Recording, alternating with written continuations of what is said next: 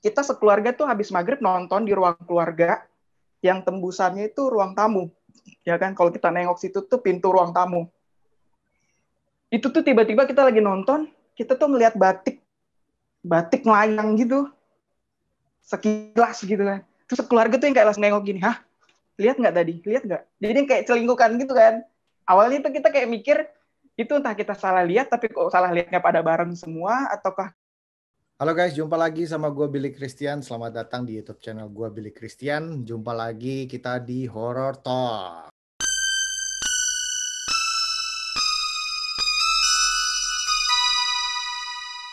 Apa itu Horror Talk? Horror Talk adalah tempat di mana kalian bisa menceritakan pengalaman mistis kalian, hal-hal supranatural, hal-hal gaib dan sebagainya yang kalian alami sendiri. Gimana caranya supaya berada di Horror Talk?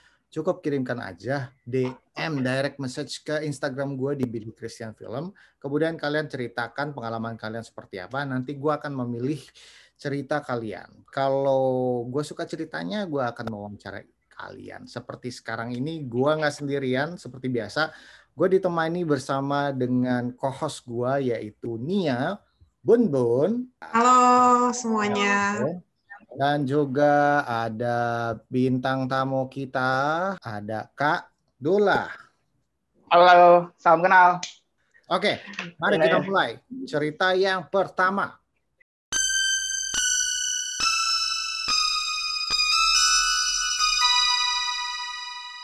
Gue dulu lahir di Ambon ya kan? Karena perang saudara tahun 99.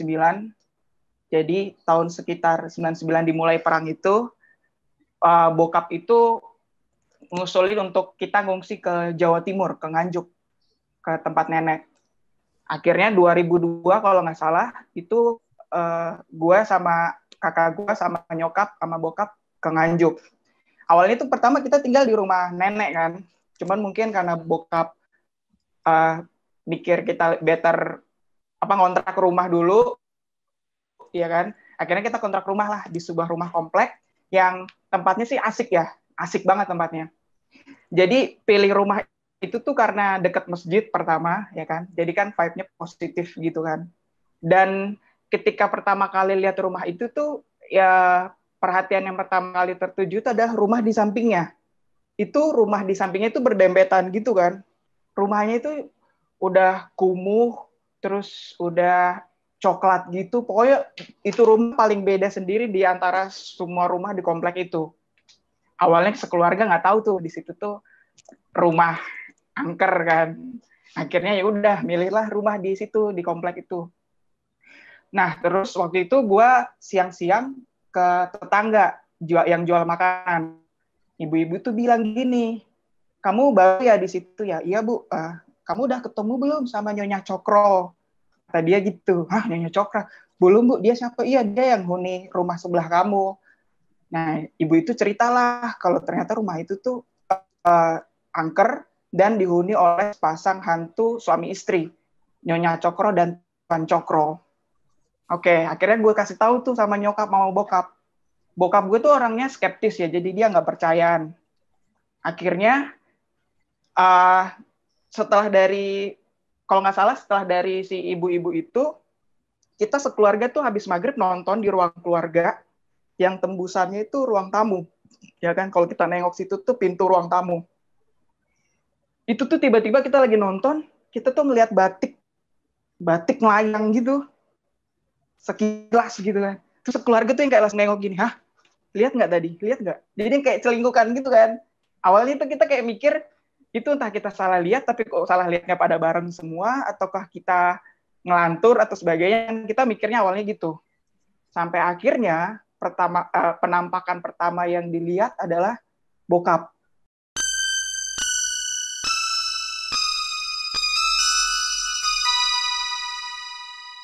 Bokap tuh bangun sekitar jam 2 malam, dia kencing, kamar mandinya tuh ada 2 ya.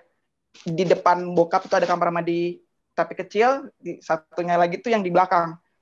Nah, ini meja makan, tembusannya itu tuh jendela dalam rumah ke area dapur, ya kan. Bokap setelah kencing keluar dari pintu kamar mandi, dia nggak sengaja lihat jendela yang dalam rumah itu yang tembus ke dapur, Dia ngelihat sosok perempuan tinggi, rambut keriting, itu dia katanya jalan dari arah sebelah rumah angker itu, jalan di dapur, ngayang gitu katanya, melayang, ya kan. Bokap kan orangnya skeptis ya, cuman setelah itu dia pikir-pikir, sepupu gue tinggal di belakang kamar belakang. Cuman sepupu gue itu orangnya pendek dan rambutnya lurus. Sementara yang dijelaskan oleh bokap adalah sosok tinggi dan rambutnya keriting. Nah, sosok ini ternyata kita kenal dengan yang itu tadi, Nyonya Cokro dan Tuan Cokro. Identiknya sosok ini adalah pakai batik. Nah, dari situ kita ngerti, oh yang berarti batik yang kita lihat waktu itu tuh berarti Nyonya Cokro. Kayak gitu-gitulah, Kak. Nah, pokoknya si rumah ini tuh cukup terkenal di komplek itu. Semua orang udah tahu sosok penghuni di situ, dan kita juga kayak udah hidup berdampingan gitu loh sama dua sosok ini. Tapi yang paling sering nampakin tuh Nyonya Cokro ini nih, yang agak-agak ngeganggu sebenarnya. Kayak gitu sih. Gimana? Ngeganggunya gimana? Lu pernah diganggu gak? Ya itu, penampakan pertama seumur hidup gue sampai sekarang detik ini adalah si batik itu. Batik melayang itu. Itu jelas banget. Masih ingat banget sampai sekarang. Gue sih alhamdulillah sampai sekarang tuh belum pernah ditampakin wujud muka atau sebagainya. Jangan sampai ya, gue takut banget. Tapi kalau batik itu tuh, itu pertama kali gue lihat penampakan pertama. Nah, kalau di orang-orang sekitar, menurut orang-orang sekitar ceritanya kayak gimana tuh, Dul? Nah, dari tetangga itu, kita juga dapat informasi dari tetangga-tetangga kan, karena bukan rumah kita doang yang didatengin. Si Ibu Cokro ini nih persis di depan rumahnya, ada rumah ibu-ibu juga. Itu katanya, gue nggak tahu ya, ini percaya apa nggak percaya, keluarga gue juga bingung mau percaya apa nggak. Si ibu ini katanya suka dititipin batik sama Nyonya Cokro. Si ibu ini suka dititipin batik. Nah, terus identiknya rumah Bu Cokro dan Pak Cokro itu kalau malam suka muter musik dangdut. Oh ya? Tengah malam muter musik dangdut kita denger. Terus bokap itu pernah pup ya di kamar mandi yang belakang, ya kan? Itu pernah pup malam-malam, tengah malam. Itu dia dengar rumah sebelah rumah Pak Cokro tuh kayak lagi direnov. Ada suara genteng, suara palu. Itu bokap sampai nggak cebok. Dia kabur gitu. Padahal bokap tuh orangnya pemberani kan, orang timur gitu, orang Sulawesi. Tapi di situ dia takut banget sih. Oke. Nah, segitunya gitu. Nah, itu berapa lama tuh sebelum akhirnya pindah? Berapa lama di sana? Di Nganjuk di rumah itu tuh karena bokap lagi bangun rumah di Kendari, akhirnya kita di situ tuh sekitar waktu itu dari kelas 3 SD sampai kelas 5 SD. Itu berapa itu? 3 tahun ya. Nah, akhirnya pindahlah ke Kendari. Sebelum nempatin rumah yang sekarang, yang rumah bokap sekarang, itu tuh waktu itu belum jadi juga, jadi bokap tuh ngontrak rumah lagi, ya kan? Deket rumah yang lagi dibangun.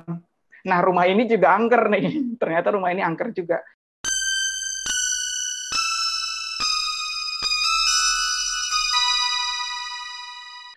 Ya, itu banyak rumah yang kita pindah deket rumah yang lagi dibangun nih, angkernya nggak enak, Kak. Di antara semua pengalaman yang kita sekeluarga rasain, angkernya tuh nggak enak. Angkernya tuh dominan ganggu gitu loh.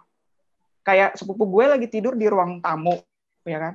Itu dia ada garasinya agak lumayan gede dan angker kan, yang sering nunjukin penampakan di situ. Nah, malam-malam sepupu gue tuh katanya dia tidur di sofa ruang tamu. Ini jendela ada langsung keluar rumah. Tiba-tiba pas malam dia bangun tuh ada sosok kakek-kakek di sebelahnya. Itu dia kaget. Itu dicerita katanya dia nggak tahu antara dia mau berdiri bangun atau dia mau lanjut tidur pura-pura tidur. Akhirnya dia permisi kabur ke dalam rumah tuh, dia permisi ngelewatin kakek-kakek itu. Saking takutnya. Nah, di rumah itu tuh selama kita tinggal di situ nggak lama sih. Itu tuh yang paling nggak enak di situ. Soalnya dia hantunya apa ya? Agresif. Agresifnya tuh nggak enak gitu loh. Kayak Gimana? gitu sih. Gerak-gerakin barang atau apa? Nampakin wujud. Kayak kakak gue. Gue sih alhamdulillah belum, kalau situ belum pernah ya. Cuman tuh lebih ke kakak gue, saudara-saudara gue, nyokap gue. Kalau kakak gue itu tuh pernah di mana? Halo? Ya, iya. Ya, pernah siang hari itu, tahu nggak yang ciki-ciki bol itu tuh, yang rasa keju ada coklat gitu kan. Nah, kita kan punya cemilan itu kan dibagi rata ya. Kakak gue waktu itu tuh iseng ngambil jatah gue, ya kan? Dia iseng mau ngambil jatah gue, tiba-tiba dia nggak jadi gara-gara ngelihat gue, katanya dia ngelihat sosok seperti gue itu ngelewat depan kamar. Akhirnya di situ dia takut. Nah, ketika dia takut, dia nggak jadi ngambil. Tapi setelah dia ngecek, ternyata gue lagi tidur siang, lagi pulas banget. Nah, contohnya kayak gitu-gitu tuh. Agak-agak random serem. I see. Oke, kita akan Terus yang dan ya. Terus. Dan itu terjadinya siang hari, kayak gitu-gitu. Gue juga gak ngerti sih hantu bisa siang hari gitu. Tapi lo nggak ngapa-ngapain, maksudnya dari keluarga lo nggak melakukan sesuatu gitu? Oh, di rumah itu sih gue nggak tahu ya, karena ketika gue datang tuh bokap tuh udah nempatin rumah itu dulu gitu. Tapi kalau akhirnya setelah rumah bokap yang lagi dibangun itu jadi, sekeluarga pindah lah di situ. Nah, sebelum pindah tuh kita ngelakuin ritual yang emang sekeluarga percayain kan, yaitu kakek dari keluarga, bukan kakek langsung gue ya, tapi kayak ada kakek-kakek yang kita tuakan di keluarga itu tinggal dulu di rumah itu sebelum kita masuk rumah. Jadi selama dia tinggal di situ, di rumah impian bokap ini, dia bilang sini sosok hantunya banyak tapi semuanya baik, kayak gitu. Akhirnya kita pindahlah ke rumah bokap yang akhirnya selesai dibangun itu. Nah, sekitar seminggu pertama itu gue sakit demam gitu. Di situ tuh keluarga agak-agak percaya kayak ini kayaknya energi rumah ini kayak agak-agak kebentur sama gue gitu kan. Sampai bokap tuh pernah bilang gini, kayak udah agak-agak, kamu kalau sakit-sakit terus jual aja lah ini rumah, kayak gitu. Dia udah kayak agak-agak ngelantur gitu.